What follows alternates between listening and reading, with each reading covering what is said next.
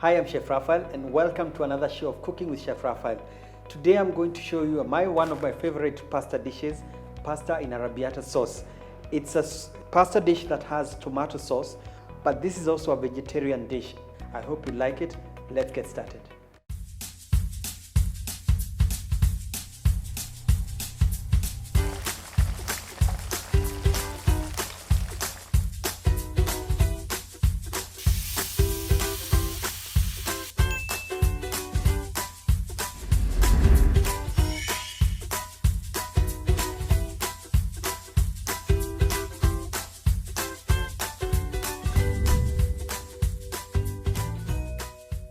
Have you subscribed to the channel?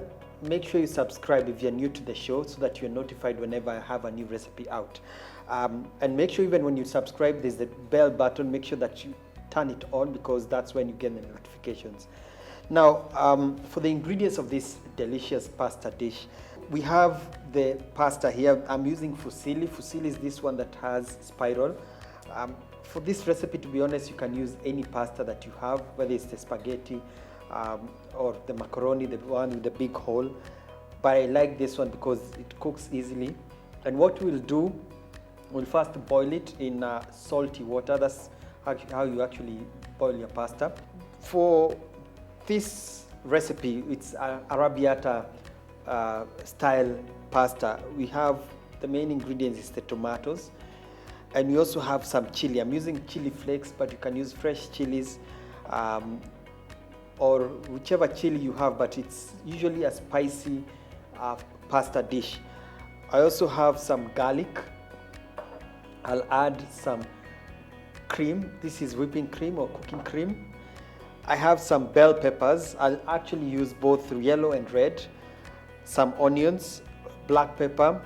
For the cooking, I'll be using olive oil, and here I'm using the Olivia brand. So we'll start with the cutting of the vegetables. So it's very important how you cut them to be similar in size and shape. So I'll cut them into cubes.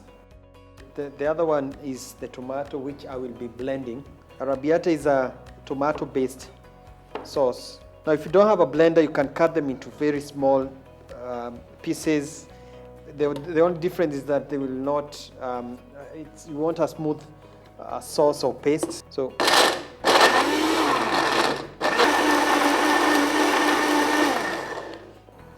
pan on, and then when it's hot, we add the olive oil. This is actually an extra cold pressed, extra virgin olive oil, and you can even tell by the smell. And in this case, I literally want the olive oil flavor. That's why I'm using olive oil. So to this, we're going to start with the onion and the garlic. I'll actually put them together. I'll also add the chili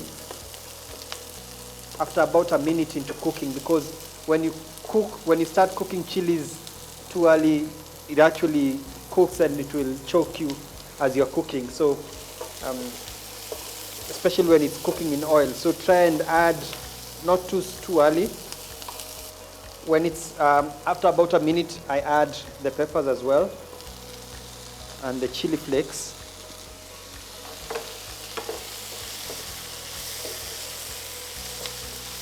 So when it's nice and brown like that, it's when you add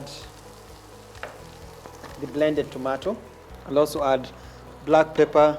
I love black pepper, so I usually add quite a lot. Then reduce the heat for it to simmer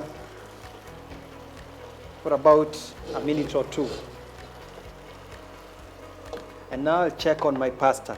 Pasta is ready. What I've done is I've actually added some olive oil while it's still hot.